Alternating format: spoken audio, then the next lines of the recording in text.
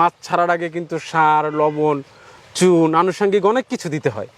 কিন্তু আমি যে মেডিসিনটা ব্যবহার করেছি এই মেডিসিনটা দিলে কিন্তু আপনার আদার্স এগুলো কিছু দিতে হচ্ছে না। রুই, কাতলা, সিলভার কাপ, গ্লাস কাপ এই ধরনের মাছের ক্ষেত্রে তো আপনার ফিড ব্যবহার করার কোনো প্রয়োজনই নেই। শুধু 15-20 দিন পর পর ওই যে সরিষার তেলের খল্লি, আটা, চিটা গুড় 2 দিন ভিজাই রেখে তার পরের দিন আপনার পুরাটা পুকুরে ছিটাই দিলেই হবে। আপনার 15-20 দিন পর পর 1000 থেকে 1100 টাকার খাবার দিলেই হবে। আসসালামু আলাইকুম দর্শক বন্ধুরা, কেমন আছেন সবাই? দেশ এবং দেশের বাইরে যেখান থেকে এই মুহূর্তে আমাদের আজকের এই প্রতিবেদন দেখছেন সকলকে স্বাগত জানাচ্ছি।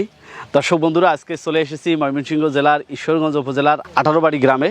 আজকে আপনাদেরকে মাছ চাষের গল্প জানার চেষ্টা করব। আপনারা জানেন যে বৃহত্তর ময়মনসিংহে প্রচুর পরিমাণে মাছ চাষ হয়ে থাকে। এইদিকে চাষিরা অন্যান্য ফসলের থেকে মাছ চাষে বেশ আগ্রহী। এখানে মাছের উৎপাদন অনেক বেশি। আমি এই 18 বাড়ি গ্রামে এসে দেখতে পাচ্ছি আশেপাশে কোনো জায়গা ফাঁকা নাই যেখানে মাছ চাষ হচ্ছে না। প্রত্যেকটি জায়গায় পুকুর রয়েছে, বিভিন্ন প্রকারের মাছ চাষ হচ্ছে। সব ধরনের মাছের তারা চাষ করে আর্থিকভাবে স্বাবলম্বী হচ্ছে। আজকে আমরা যে উদ্যোক্তার গল্প আপনাদের জানার চেষ্টা করবো, তিনি হচ্ছে রাব্বি ভাই। এই এলাকার সন্তান, তিনি 2 বিঘা জমিতে মাছ চাষ করতেছেন। দর্শক বন্ধুরা, মাছ চাষের ক্ষেত্রে চাষিরা যে সমস্যার সম্মুখীন হয়ে থাকে সেটি হচ্ছে যে অনেক সময় পুকুরের পানি দূষিত হয়ে যায়, পানির কালার নষ্ট হয়ে যায়। আরেকটা বিষয় রয়েছে, মাছের যখন প্রোডাকশন স্তরে আসে সেই সময় মাছের সঠিকভাবে গ্রোথ হয় না। এই ধরনের সমস্যা যাতে না হয় এর বিকল্প হিসাবে রাব্বি ভাই 2টি প্রোডাক্ট এই মাছ চাষে ব্যবহার করেছেন। একটি হচ্ছে সেফ ফিশ, আরেকটি হচ্ছে গ্রোথ ফাস্টার। এগুলোর কার্যকারিতা নাকি অনেক ভালো। এখানে পানির কালার ভালো থাকে। পানি দূষিত হলে যেমন আমরা চুন দেই বা অন্যান্য অনেক উপকরণ দিয়ে পানির কালার ঠিক করি, তো এই সেফ ফিশ দিলে এই ধরনের চুন জাতীয় কিছু দিতে হবে না। অনেক সময় প্রচুর খাদ্য দিচ্ছেন কিন্তু মাছের স্বাস্থ্য হচ্ছে না, সেক্ষেত্রে এই গ্রোথ ফাস্টার দেওয়াতে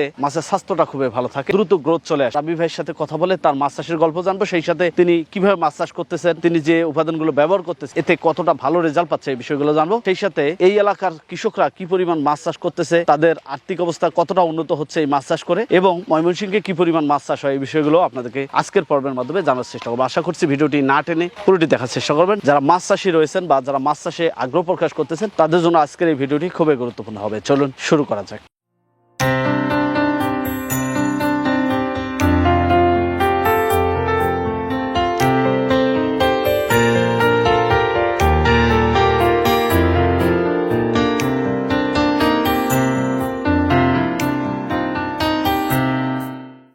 রাব্বি ভাই, আসসালামু আলাইকুম। ওয়ালাইকুম আসসালাম। আসসালামু আলাইকুম। ভালো আছেন? আলহামদুলিল্লাহ, আপনি কেমন আছেন? এই তো আলহামদুলিল্লাহ ভাই। মাছ তোলা হচ্ছে মনে হচ্ছে, তাই না? জি জি ভাই, মাশাআল্লাহ, মাছ তো খুব সুন্দর হয়েছে। একটু নিয়ে আসেন কাছে দেখি। মাশাআল্লাহ, মাছের গ্লেজ দেখছেন? মাশাআল্লাহ, খুবই সুন্দর হয়েছে রাব্বি ভাই। এগুলো সাইজ কেমন হবে? এই যে কাতলটা যেটা উঠাইলো কত কেজি হবে? ওইটা 2.5 কেজির মতো হবে। এই পাশেরটা হচ্ছে ব্রিগেড, এটা প্রায় 2 কেজির মতো হবে। মাশাআল্লাহ, খুব সুন্দর সাইজ। এখানে কি কি মাছ আছে? এখানে আছে হচ্ছে আপনার ব্রিগেড আছে, কাতলা আছে, রুই আছে, গ্লাস কাপ আছে, সরপুটি আছে, সব ধরনের বাংলা মাছ। যেটা বাংলা মাছ যেটা। মাছ চাষের সাথে জড়িত কত বছর যাবত?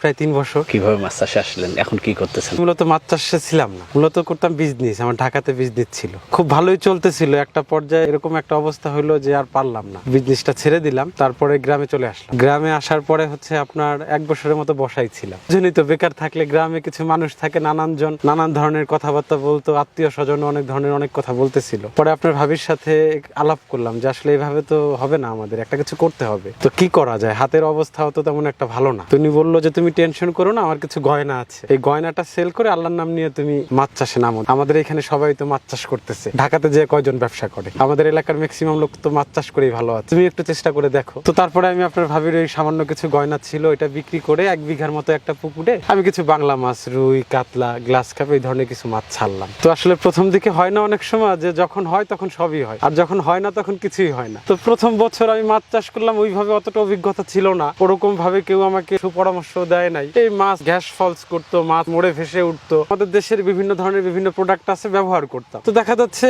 ভালো থাকতো, আবার কিছুদিন পরে সেম অবস্থা, ওই মাছ মরে ভেসে উঠতো, পানির কালার ঠিক থাকতো না। তো প্রথম বছরটা আপনার খুব দেখলাম যে না, আমি যে টাকা ইনভেস্ট করলাম তার অর্ধেক টাকাও আমি আমার ঘরে উঠাইতে পারলাম না। তো আমি ভেঙে পড়লাম, পুরাটাই ভেঙে পড়লাম। তখন আপনার ভাবি আমাকে আবার সাহস দিল যে তুমি আর একটাবার চেষ্টা করে দেখো। আপনার ভাবির সাথে আলাপ করে আমি আমার ফিশারির পাশে এসে বসে মোবাইল দেখতেছি। মনটা খুব খারাপ যে লাস্ট যে সম্বলটুকু ছিল এইটাই করে আমি নামলাম, তারপরে এই অবস্থা। দেখি আল্লাহ ভরসা। তো ফেসবুক দেখতেছি হঠাৎ করে দেখলাম যে একটা মাছের মেডিসিনের প্রতিবেদন। আমি খুব খেয়াল করলাম সুন্দর করে জিনিসটা। জিনিসটা দেখতেছি যে এই মেডিসিনগুলো ব্যবহার করলে আমি যে প্রবলেমগুলো ফেস করছি বিগত দিনে, যে মাছ মরে ভেসে উঠে, পানির কালার ঠিক থাকে না, মাছের গ্রোথ আসে না, খাবার একদম লাগেই না। তো আমি খুব মন দিয়ে দেখলাম যে না, তাহলে তো এই প্রোডাক্ট দুইটা এনে আমি ট্রাই করতে পারি। যেহেতু আমার 1 বিঘা অত বড় প্রজেক্টও না, আগে দেখি পরীক্ষামূলক ভাবে কাজটা কেমন করে। তো ইনশাআল্লাহ আমি অনলাইনে প্রোডাক্ট দুইটা অর্ডার করলাম। অর্ডার করার পরে নিয়ে এসে অ্যাপ্লাই করলাম। আল্লাহর রহমতে দেখি 2.5 থেকে 3 মাসে, আপনি বিশ্বাস করবেন কিনা জানি না, 200 থেকে 250 গ্রামের মাছটা আমার কেজিতে চলে আসছে। এবং আগে আমার যেই পরিমাণ খাবার দিতে হইতো, এখন ওই পরিমাণ খাবারও আমার দিতে হয় না পুকুরে। আপনার 15 থেকে 20 দিন পর পর সর্বোচ্চ 1000 থেকে 1100 টাকার। এই যে আশেপাশে সব পুকুরে মাছ চাষ হচ্ছে বিভিন্ন প্রকারের, আপনি এখানে দেখলাম বাংলা মাছ চাষ করতেছেন, অন্যান্য অনেকেই ক্যাটফিশ জাতীয় মাছগুলো চাষ করছে। জি জি। আচ্ছা, এখন বর্তমান মাছ চাষের পরিধি কত বিঘা? টোটাল সব মিলে আমার প্রায় 14-15 বিঘার মতো আছে আল্লাহর রহমতে। এই মাছ চাষ থেকেই সব পরবর্তীতে কিভাবে এতগুলো সম্প্রসারণ? ওই যে বললাম যে আমি প্রথম বছরটা যখন লস খাওয়ার পরে দেখলাম যে 1 বিঘায় আমার 2.5 থেকে 3 মাসে 200-250 গ্রামের মাছটা কেজিতে চলে আসতেছে, তখন আমি ক্ষুদ্র একটা ঋণ নিলাম। ঋণ নিয়ে পরবর্তীতে আমি আরো 5 বিঘা বাড়ালাম। তারপরে করতে করতে এখন দেখা যাচ্ছে আমার যে খারাপ সময়টায় যারা আমার খুব কাছের লোক ছিল, তারা অনেক দূরে ছিল, এখন তাদেরই একটা কর্মসংস্থানের ব্যবস্থা করে দিচ্ছে। এই যে আপনি দেখেন এখানে সবাই এখন আমার এখানে আছে আল্লাহর রহমতে। পুকুরগুলোতে এখন কি কি মাছ চাষ হচ্ছে? এটাই আছে সাদা মাছ, সব আপনার ব্রিগেড, রুই, কাতলা, এই টাইপের মাছগুলাই বেশি আছে। মাছ চাষের ক্ষেত্রে শুরু থেকে শেষ পর্যন্ত কি কি করতে হয়? মাছটা কখন ছাড়েন, কোন ধরনের পোনা নিয়ে এসে ছাড়েন? এখন ধরেন এই যে আমি এইখানে যে 200-250 গ্রামের মাছটা এখানে ছাড়া, মূলত আমার পাশের আর একটা পুকুরে আমি ওটা 3 থেকে 4 ইঞ্চির মাছই করছিলাম। পরে যখন 200 গ্রামে আসছে তখন ওই মাছটা নিয়ে এসে আমি এখানে দিই। আর নর্মালি মূলত যারা আমরা চাষ করি, মাছ ছাড়ার আগে কিন্তু সার, লবণ, চুন, আনুষঙ্গিক অনেক কিছু দিতে হয়। কিন্তু আমি যে মেডিসিনটা ব্যবহার করেছি, এই মেডিসিনটা দিলে কিন্তু আপনার আদার্স এগুলো কিছু দিতে হচ্ছে না। বাংলার যে মাছটা, রুই, কাতলা, সিলভার কাপ, গ্লাস কাপ, এই ধরনের মাছের ক্ষেত্রে তো আপনার ফিড ব্যবহার করার কোনো প্রয়োজনই নেই। শুধু 15-20 দিন পর পর ওই যে সরিষার তেলের খল্লি, আটা, চিটা গুড় 2 দিন ভিজাই রেখে তার পরের দিন আপনার পুরাটা পুকুরে ছিটাই দিলেই হবে। কিন্তু আপনি সাথে যদি পাঙ্গাস, তেলাপিয়া থাকে, সেই ক্ষেত্রে এই মেডিসিনটা যদি কোনো চাষি ব্যবহার করে 2.5 ফিট দিলেই হবে। যদি মিশ্র থাকে আপনার 15-20 দিন পর পর 1000 থেকে 1100 টাকার খাবার দিলেই হবে। একটা হচ্ছে সেফ ফিশ, আর একটা হচ্ছে গ্রোথ ফাস্ট। কোনটা কি কাজ?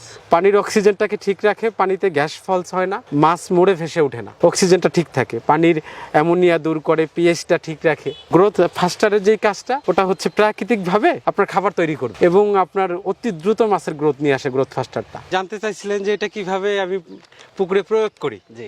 প্রথমে হচ্ছে এই যে দেখেন সেফ ফিশ, এই যে আপনার পার শতাংশে আপনার 100 গ্রাম করে সেফ ফিশ। এটা হচ্ছে 1 কেজি, এটা 10 শতাংশের জন্য। পানির পরিমাণ লাগবে কত? এটা হচ্ছে যতটুকু পানিতে গুলালে পুরোটা জায়গায় ছিটানো যায়। আচ্ছা, এটা জাস্ট আমি আপনাকে দেখাই দিচ্ছি আর কি, যেটা তো আপনার আমার এখানে যে জায়গা আছে আরো বেশি দিতে হবে। কতদিন পর পর দিতে হবে? এটা 3 মাস পর পর। 3 মাস পর পর একবার। এটা দেওয়ার 3 দিন পরে আবার বাকি যে আপনার গ্রোথ ফাস্টারটা আছে, সেম ভাবে আবার পানির সাথে গুলিয়ে চুনের মতো করে ওই গ্রোথ ফাস্টারটা আবার পুরোটা পুকুরে ছিটাই দিতে হবে, আজ সেম ভাবে। আচ্ছা, এই পুকুরে কি পরিমাণ মাছ ছাড়ছিলেন? 2000 পিসের মতো মাছ দিছিলাম। এটি সাইজ কেমন ছিল? এটার সাইজ 250 গ্রামের মতো ছিল। প্রায় 1 লাখ টাকার মতো মাছ ছাড়ছিলাম আমি এইখানে। আপনার 5-6 মাসে এটা মনে করেন আপনার 6 টনের মতো মাছ আসে। আল্লাহর রহমতে আমি এই মেডিসিনটা দেওয়ার পরে আমার 6 মাস লাগে না, এখন 2.5-3 মাসেই ওই 5 থেকে 6 টন মাছ চলে আসতেছে। গহনা বিক্রি করে মাছ চাষে আসলেন, সেগুলো কি কিনে দিতে পেরেছেন? ট্রাস্ট করবেন কিনা, ইনশাআল্লাহ আমি যার কাছ থেকে যতটুকু নিয়েছি তার বেশ কয়েক গুণ আমি তাকে দিয়েছি।